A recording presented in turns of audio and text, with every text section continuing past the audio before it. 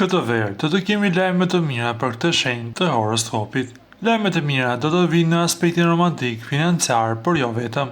Bëhet fjalë për shenjën e peshqve. Ajo që vjen këtë verë janë situatat e punës.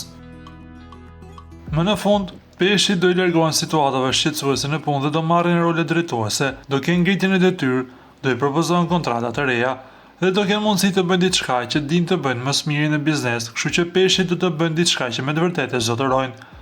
Kjo do të sjellë nismë të një pune shumë produktive gjatë gjithë verës. Peshqit do të jenë ata që ndryshe nga turma do të duhet të shohin edhe pak punën, por kjo nuk do të thotë që nuk do e shijojnë. Dëshirojnë për shije do të vinë në forma të tjera. Pra, gjatë punës mund të kenë njohje romantike, gjatë zhvillimit personal që ata bëjnë mund të vinë gjëra më të favorshme, mund të fitojnë bashkëpunime të reja. Shijimi i verës për peshqit do të jetë që pas çdo gjëje që bëjnë do të vinë fryte, benefite dhe shpërblime. Nëpërmjet punës fillon dhe romanca. Mund të kenë njohje në vend të pune dhe mund të kenë bashkëpunime të reja në këtë njohje që mund të godas edhe pak nga ana romantike. Kështu që janë pak të kufizuar për të paktën peshqit po bëjnë hapa para dhe nuk janë në vend numër O.